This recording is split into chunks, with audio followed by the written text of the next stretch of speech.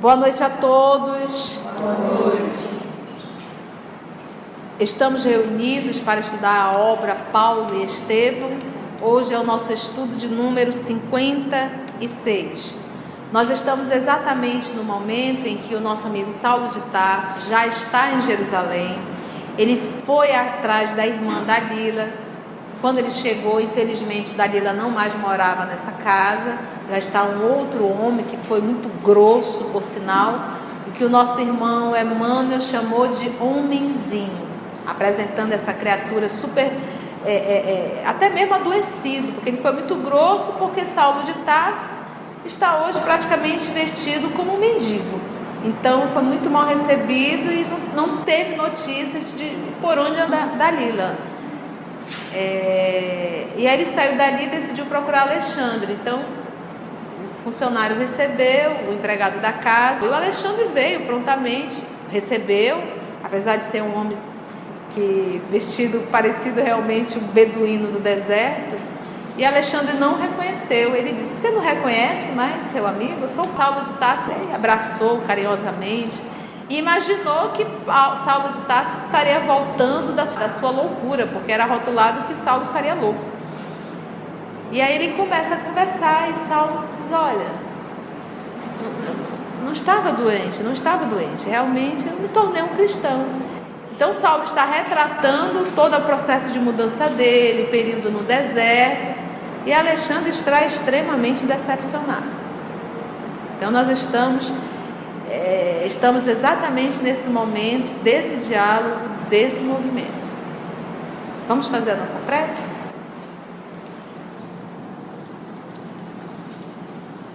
Amado Mestre Jesus, te agradecemos, Senhor, a oportunidade de mais uma semana, de mais um estudo, de mais ensinamentos, de mais experiência. Te rogamos, Pai, não pelas facilidades do mundo, mas pelas oportunidades que sempre vêm disfarçadas de dificuldades. Hoje entendemos que não há como andar para frente sem o sacrifício. Hoje entendemos que não há como adquirir a tolerância sem viver os momentos de dificuldade para praticá-la. Então nós te rogamos, Pai, a cada um de nós e a todos os irmãos que aqui são trazidos conosco, que possamos seguir juntos, de mãos dadas, apoiando um ao outro, com estudo, com a perseverança no trabalho no bem e com o auxílio dessa equipe espiritual que nos recebe de forma tão amorosa, dedicada, amparando, desvinculando aqueles laços negativos, trazendo à ordem os pensamentos inadequados e nos intuindo para cada dia nos tornarmos instrumentos mais limpos, mais dignos do teu trabalho. Muito obrigado, Senhor, que assim seja.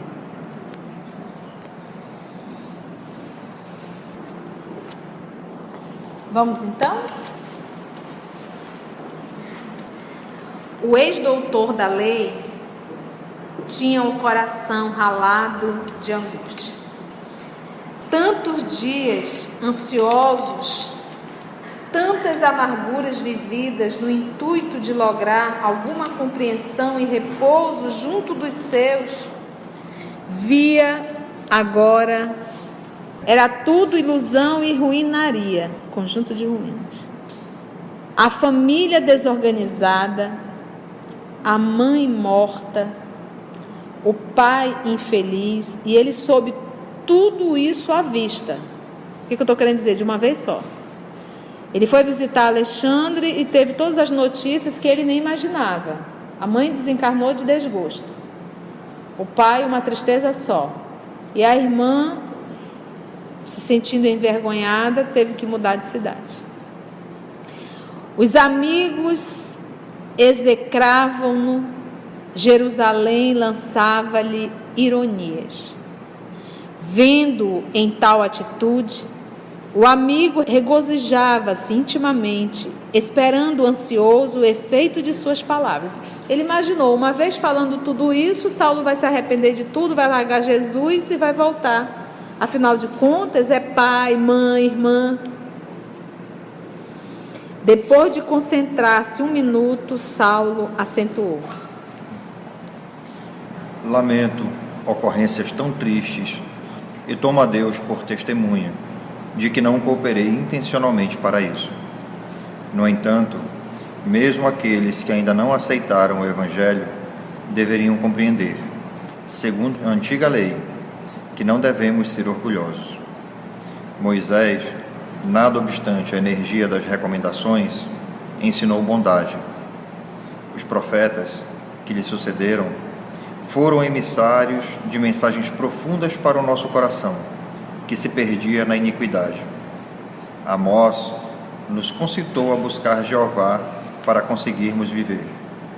Lastimo que os meus afeiçoados se julguem ofendidos, mas é preciso considerar que, antes de ouvir qualquer julgamento ocioso do mundo, devemos buscar os juízos de Deus. Quero dizer que persiste nos teus erros? Perguntou Alexandre, quase agressivo. Não me sinto enganado, dada a incompreensão geral.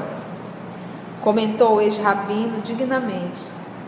Também me encontro em penosa situação, mas o mestre não me faltará com o seu auxílio. Lembro-me dele e experimento grande conforto.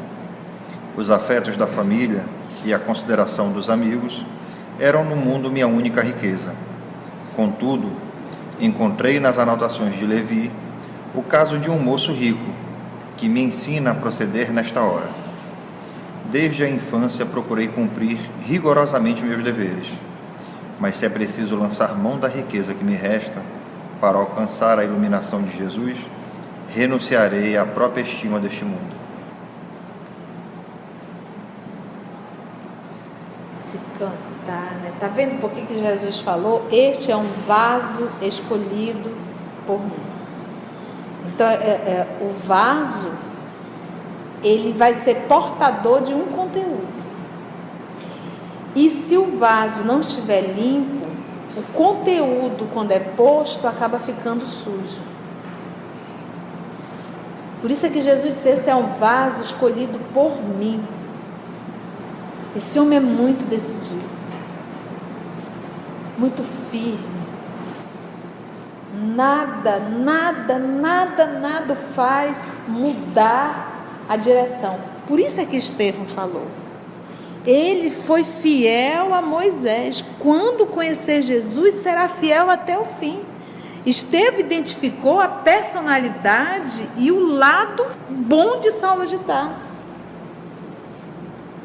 Verdade? Um lado autêntico dele. Esse homem é guerreiro. Nós não, nós fragilizamos muito, a gente desiste. Basta adoecer um filho em casa, a gente larga tudo. Basta uma dorzinha de cabeça, a gente já não... Basta um colega ter olhado azedo para a gente dentro do centro espírita, já desiste. Olha esse homem. Pai, mãe, irmã, amigos, posição social, dinheiro. Alexandre pareceu comover-se com um tom melancólico das últimas palavras. Saulo dava a impressão de alguém que estivesse prestes a chorar. Então você imagina, uma coisa é pegar um Zé Ninguém ali do canto, chegar dizendo: olha, eu sou cristão, eu vi Jesus de Nazaré, ele apareceu para mim às portas de Damasco. A outra coisa, olha como Jesus chamou essa sociedade judaica. Disse, olha, eu vou pegar o homem mais culto, um homem mais racional, o considerado mais inteligente, e eu vou dar o recado para ele. Ninguém acreditou. Preferiram rotular Saulo de louco. E está aqui o homem está são, falando, olha, eu vi, aconteceu isso. Ele ainda faz o link com o Antigo Testamento, falando dos profetas. Mas ninguém quis acreditar. Saulo dava a impressão de alguém que estivesse prestes a chorar. Estás fundamente transtornado. Objetou Alexandre. Só um demente poderia proceder assim.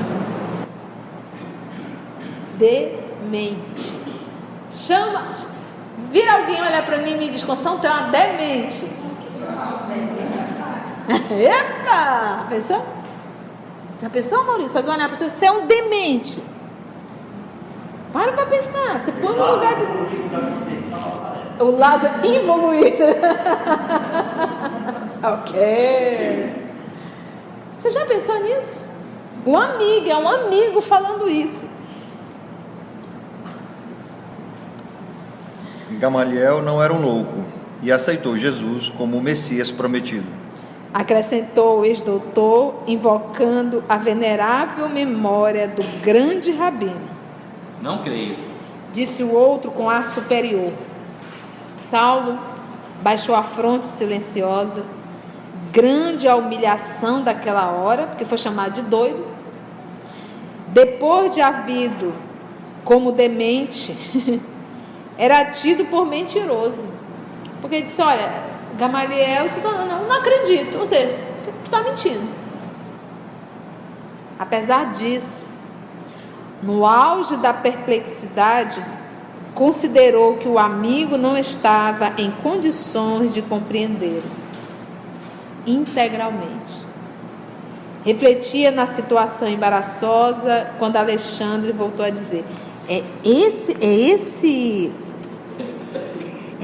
link aqui que nos falta no momento de uma discussão. É esse momento aqui que Saulo está fazendo, esse movimento que nos falta. Porque quando um estranho te ofende, dói. Mas quando é um amigo que te ofende, dói muito mais.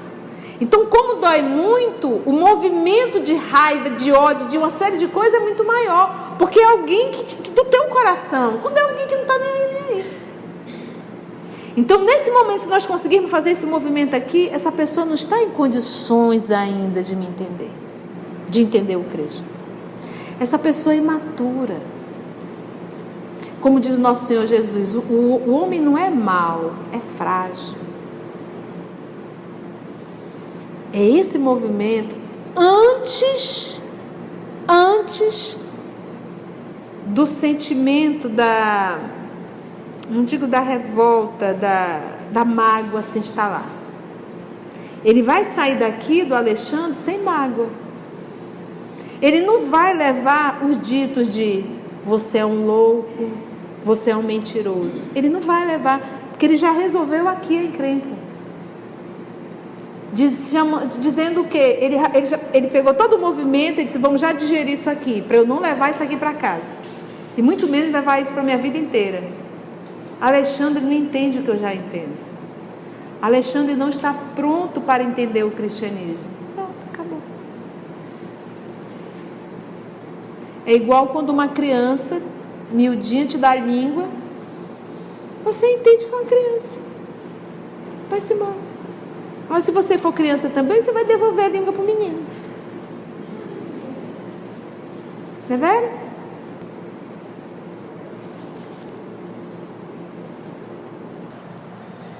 Infelizmente, preciso convencer-me do estado precário do teu cérebro. Por enquanto, poderás ficar em Jerusalém à vontade, mas será justo não multiplicar o escândalo da tua enfermidade com falsos panegíricos. Substitui elogios. Com falsos elogios ao carpinteiro de Nazaré. A decisão do Sinédrio, que conseguir com tantos sacrifícios, poderia modificar-se. Quanto ao mais, terminava como a despedi-lo. sabes que continua as tuas ordens para uma retificação definitiva de atitudes a qualquer tempo.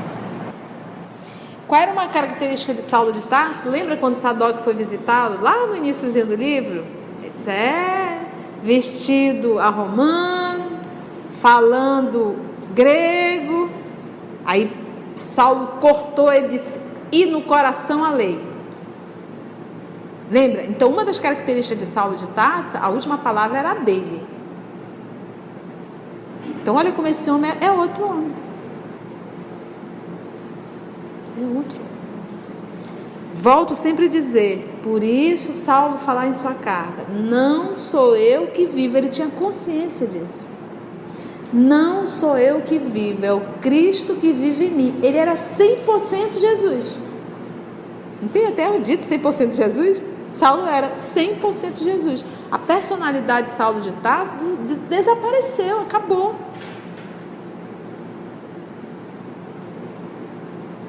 Ele sempre fazia. Se Cristo estivesse no meu lugar, o que ele faria? Se Cristo estivesse no meu lugar, o que ele faria? Por isso que ele foi recebido pelo Cristo. E por isso que Emmanuel aponta como os dois maiores movimentos de mudança. Em primeiro, Madalena, e segundo, Saulo de Tarso. Saulo compreendeu a advertência, não era preciso dilatar a entrevista. O amigo expulsava-o com boas maneiras. Em 2 minutos, achou-se novamente na via pública. Ninguém ofereceu água, um lanche, um banho, quer trocar de roupas. Atendeu ali na antessala e dali já despediu. Olha aqui. Era quase meio-dia e um dia quente. Quando ele diz um dia quente, ele está dizendo, olha, era verão. Verão é o quê? Junho, julho e agosto. Aproximadamente do ano 39 e 40. Então, estamos no meado de 39 ou 40. Sentiu sede e fome. Consultou a bolsa. Estava quase vazia.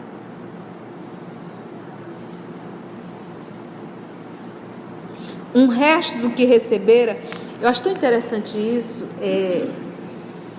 quando você não passa, você não tem noção do que o outro. Então, como você nunca soube o que é fome, você não para pensar que o outro pode estar com fome. A sogra da minha irmã, você chega à casa dela, é impressionante. Qualquer pessoa, e ela era assistente social, hoje aposentada. A pessoa chegou, e até mesmo quando eu vou visitar, minha filha, você quer água? Zizinho, traz uma água. Você quer um suquinho, minha filha? Zizinho, um suquinho para você. Não dá tempo nem de responder. Se tu não sair correndo, ela te enche de comida. Aí uma vez eu perguntei, dona Lucila, por que, né? Ela disse, minha filha, eu já passei tanta fome. Quantas vezes eu entrava na casa de pessoas conhecidas, até mesmo familiares, não ofereciam um copo com água. Então eu aprendi. Então hoje qualquer pessoa que chega, senta, vai comer com a gente. E é com qualquer pessoa, independente de classe social, seja o que for, ela chega, ela já vai, porque ela viveu isso. Então essa criatura, Alexandre, o amigo, ao olhar para Saulo, magro, bronzeado, mal vestido, cansado, porque o que o Emmanuel disse? Ele entrou em Jerusalém se arrastando, lembra disso? E é meio-dia, horário do almoço. Sentiu sede e fome. Consultou a bolsa, estava quase vazia. Um resto do que recebera das mãos generosas do irmão de Gamaliel, ao deixar Palmira definitivamente. Procurou a pensão mais modesta de uma das zonas mais pobres da cidade. Em seguida, a frugal refeição, e antes que caíssem as sombras cariciosas da tarde, encaminhou-se esperançado para o velho casarão reformado, onde Simão Pedro e companheiros desenvolviam toda a atividade em prol da causa de Jesus. Quando Jesus foi assassinado, os nossos irmãos que acompanhavam Jesus, que estavam em Jerusalém, porque todos tinham subido para Jerusalém, porque era o período da Páscoa. Então, todos os judeus que estavam espalhados tinham que vir para Jerusalém para fazer as ofertas no templo de Jerusalém. Era o templo Sião. Então, como Jesus foi morto no período da Páscoa, terminou tudo isso, eles voltaram para a Galileia. E ficaram alguns anos lá. Daqui a pouco eles decidiram, alguns, retornarem para Jerusalém. E foi justamente nesse momento, porque a Maria de Magdala estava junto. Então ela pediu que ela gostaria de vir para Jerusalém, que ela queria fazer esse trabalho justamente na casa. Eles não deixaram. Não confiavam no coração de Madalena, no sentimento de Madalena, achando que ela poderia cair. Na verdade, eles não confiavam neles. Então vamos lá, vamos conhecer agora esse reencontro dele com Simão Pedro. No trajeto, recordou-se de quando fora ouvir Estevão em companhia de Sadoc. Vocês lembram? Como tudo agora se passava inversamente. O crítico de outrora voltava para ser criticado. O juiz transformado em réu. Mergulhava o coração em singulares ansiedades. Como receberiam na igreja do caminho? Parou à frente da habitação humilde. Pensava em Estevão, mergulhado no passado, de alma opressa, ante os colegas do Sinédrio, entestando, as autoridades do judaísmo. Outra era a sua atitude. Conhecia-lhes as fraquezas peculiares, passara também pelas máscaras farisaicas e podia aquilatar de seus erros clamorosos. No entanto, defrontando os apóstolos galileus, sagrada veneração se lhe impunha à consciência. Aqueles homens poderiam ser rudes e simples, podiam viver distanciados dos valores intelectuais da época, mas tinham sido os primeiros colaboradores de Jesus. Puxa, olha só, no primeiro momento, absolutamente era indiferente falar com Pedro. Agora, conhecendo o que ele conhece, ele já tem uma veneração por João, o evangelista, por Pedro, Levi, ao qual ele procurou, a própria Madalena. Então, hoje o olhar dele é o quê? É outro. Além disso, não poderia aproximar-se deles sem experimentar profundo remorso. Todos haviam sofrido vexames e humilhações por sua causa. Não fosse Gamaliel, talvez o próprio Pedro teria sido lapidado. Precisava consolidar as noções de humildade para manifestar seus desejos ardentes de cooperação sagrada com o Cristo. Em Damasco, lutara na sinagoga contra a hipocrisia de antigos companheiros. Em Jerusalém, enfrentara Alexandre com todo o desassombro. Entretanto, parecia-lhe que outra deveria ser sua atitude ali, onde tinha necessidade de renúncia para alcançar reconciliação com aqueles a quem havia ferido. Assomado de profundas reflexões, bateu à porta quase trêmulo. Um dos auxiliares do serviço interno, de nome Prócoro, veio atender solicitamente. Irmão, disse o moço tarcense em tom humilde. Podeis informar se Pedro está? Vou saber. Respondeu interpelado amistoso. Caso esteja, acrescentou Saulo, algo indeciso. Dizei-lhe que Saulo de Tarso deseja falar-lhe em nome de Jesus. Prócoro gaguejou como? Quem? Mas todos sabiam do que tinha acontecido em Damasco. Então, o que corria em Jerusalém, porque a fofoca corre, olha que nessa época não tinha WhatsApp, era que ele estava doido, louco, surtado. E ele diz: deseja falar-lhe em nome de Jesus. Prócoro gaguejou um sim com extrema palidez. Fixou no visitante os olhos assombrados e afastou-se com dificuldade, sem dissimular enorme surpresa. Ele deve ter feito aquele movimento, olha, será?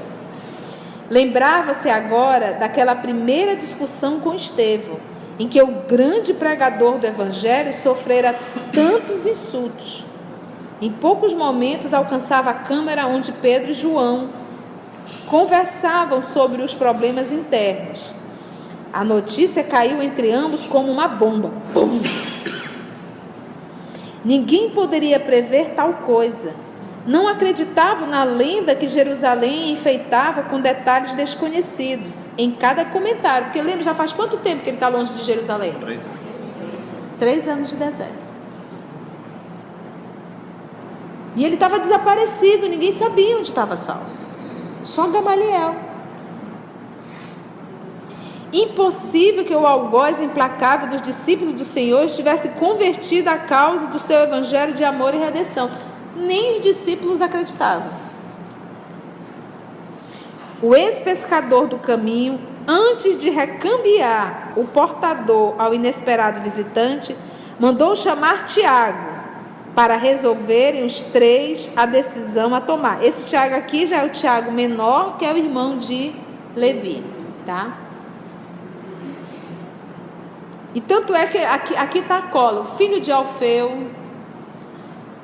Então, se nós formos estudar o Boa Nova, o capítulo 5, ele lá coloca Tiago, Levi e o Tadeu, filhos de Alfeu. Eu não me lembro se ela coloca o nome, acho que é filhos de Alfeu e acho que de Cleófas, se não me falha a memória. Entendeu? Lá no capítulo 5. Então esse aqui é o Tiago, irmão de Levi, que é o Mateus. E foi esse Tiago aqui que não foi preso quando Saulo invadiu a casa do caminho, porque Saulo pegou justamente Tiago lendo a Torá de joelhos. Um ato de extremo respeito. Então, por isso que ele não foi preso. Então vamos lá, chamaram Tiago para resolver os 3 a decisão a tomar. O filho de Alfeu, transformado em rígido asceta, olha, arregalou os olhos, disse o quê? Depois das primeiras opiniões que traduziam receios juntos e emitidas precipitadamente, Simão exclamou com grande prudência: em verdade, ele nos fez o mal que pôde. Entretanto, não é por nós que devemos temer, e sim pela obra do Cristo que nos está confiada. Aposto que em toda essa história da conversão se resume numa farsa, a fim de que venhamos a cair em novas ciladas. Replicou Tiago, um tanto displicente. Por mim, disse João, peço a Jesus nos esclareça, embora me recorde dos açoites que Saulo mandou me aplicar no caso. Antes de tudo, é indispensável saber se o Cristo, de fato, lhe apareceu às portas de Damasco. Você está vendo por que João era o discípulo amado? O discípulo querido? Olha só. O Pedro veio, olha o que o Pedro falou. Antes de recambiar, a portador mandou chamar aqui. Em verdade, ele nos fez o mal que pôde. Entretanto, não é por nós que devemos temer, sim pela obra do Cristo que nos está confiada. Por mim não tem problema nenhum, mas para não ter nenhum, ele não vir trazer nenhum dano aqui. Aí vem o Tiago. Aposto em que toda essa história de conversação se resume numa farsa, a fim de que venhamos a cair em novas ciladas. Tiago já projetando aí como um mentiroso, é um farsante. Aí vem João, que é só coração. e diz, olha, peço a Jesus nos esclareça. Começou com uma oração. Embora eu me recorde dos açoites que Saulo mandou aplicar-me no cárcere. Porque às vezes as pessoas pensam assim, João foi o único que morreu de morte morrida. Ele viveu até quase praticamente seus 90 e poucos anos. Parece assim que é um prêmio. Gente, ele passou 90 anos sofrendo, dando testemunho. Quando nós vamos chegar em Roma, lembra de Tigelino? Manda prender os cristãos, manda matar os cristãos e obriga os outros cristãos a assistirem. E João foi um. E como é que matava? Pensa assim, pegar uma pessoa e mergulhar num camburão quente. O outro no azeite, jogar azeite quente. Aí pega os restinhos assim e joga para os peixes comerem. E ele obrigava a todos assistirem. E João assistiu.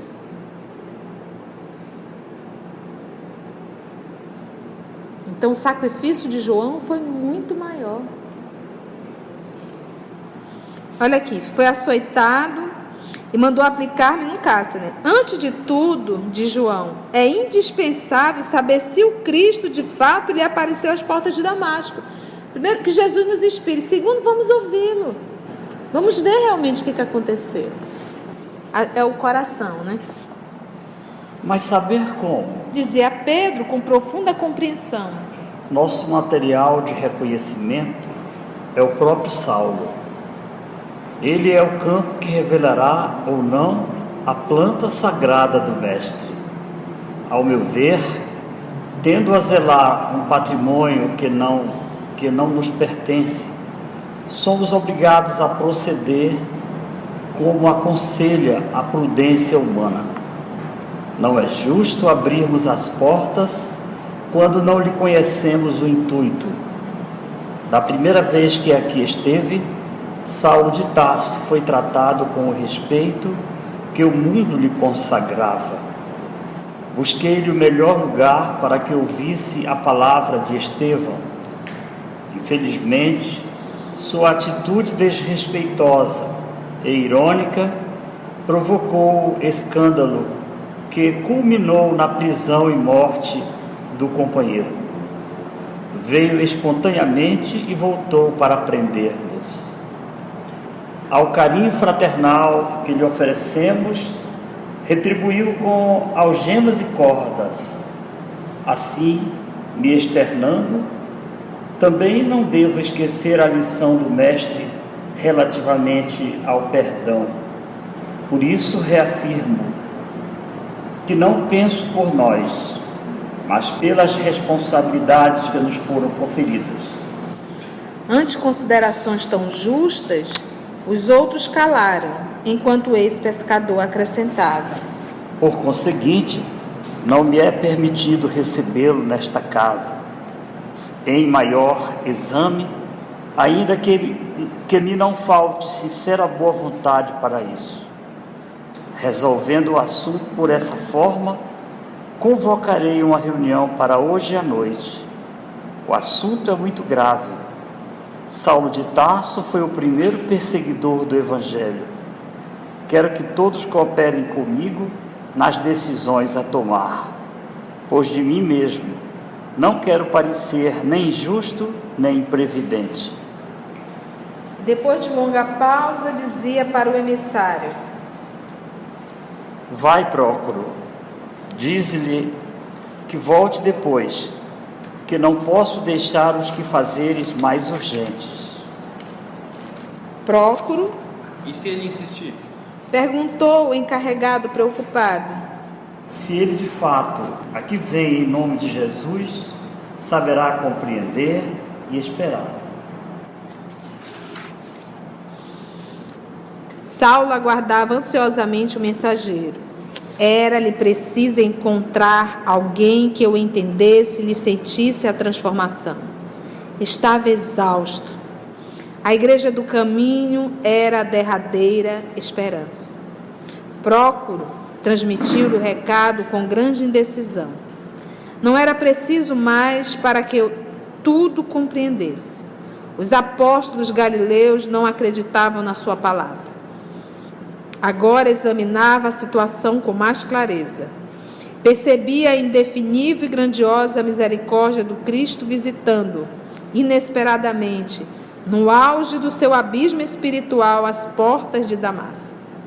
Pelas dificuldades para ir ter com Jesus, avaliava quanta bondade e compaixão seriam necessárias para que o Mestre o acolhesse, endereçando-lhe sagradas exortações num encontro inesquecível.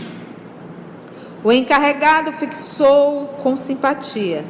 Saulo recebera a resposta altamente desapontado. Ficou pálido e trêmulo, como que envergonhado de si mesmo. Além disso, porque tipo assim, os homens do caminho recebiam a todos.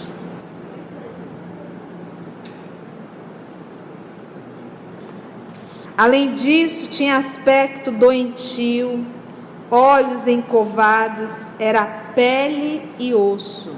E o Alexandre viu tudo isso, o amigo.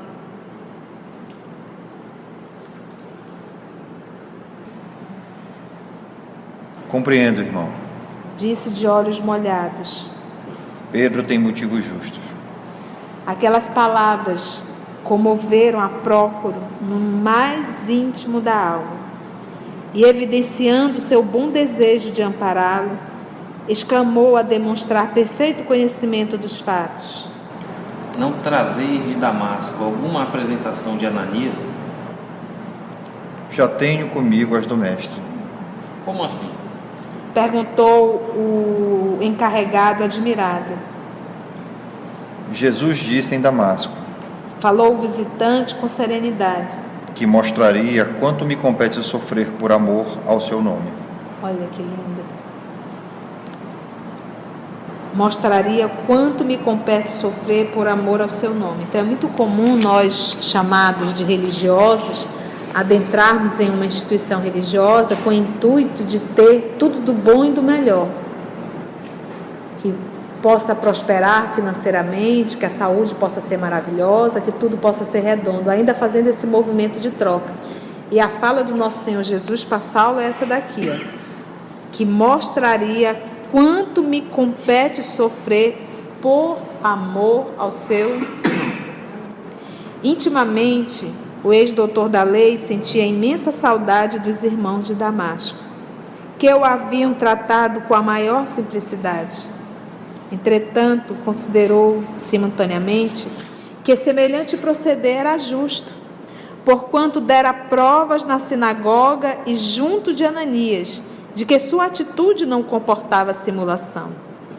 Ao refletir que Jerusalém o recebia em toda parte como reles mentiroso, sentiu lágrimas quentes lhe afluírem aos olhos.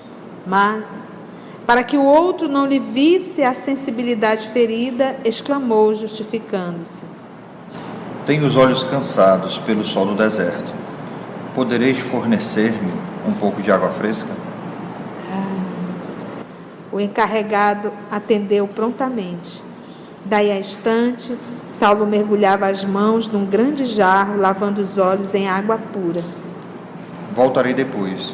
Disse em seguida, estendendo a mão ao auxiliar dos apóstolos, que se afastou impressionado.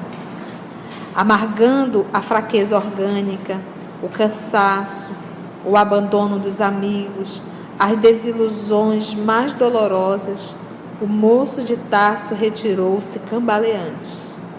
À noite, conforme decisão, Simão Pedro, evidenciando admirável bom senso, reuniu os companheiros de mais responsabilidade para considerar o assunto. Além dos apóstolos galileus, estavam presentes os irmãos Nicanor, Prócoro, Pármenas, Timon, Nicolau e Barnabé. Este último, Barnabé, incorporado ao grupo de auxiliares mais diretos da igreja, por suas elevadas qualidades de coração. Com permissão de Pedro, Tiago iniciou as conversações, manifestando-se contrário a qualquer espécie de auxílio imediato ao convertido da última hora. João ponderou que Jesus tinha poder para transformar os espíritos mais perversos, como para levantar os mais infortunados da sorte. Está vendo a diferença entre Tiago e João? E ele era primo de Jesus em algum grau. Tiago, Levi e Tadeu. Prócoro relatou suas impressões a respeito do pertinaz perseguidor do Evangelho, ressaltando a compaixão que seu estado de saúde despertava nos corações mais insensíveis. Chegada a sua vez, Barnabé esclareceu que, ainda em Chipre, antes de transferir-se definitivamente para Jerusalém, ouvira alguns levitas descreverem a coragem com que o convertido falara na sinagoga de Damasco. Você lembra? A primeira vez que ele foi falar na sinagoga foi para os levitas, que estavam inclusive sendo recebidos por Sadoc. Vocês lembram?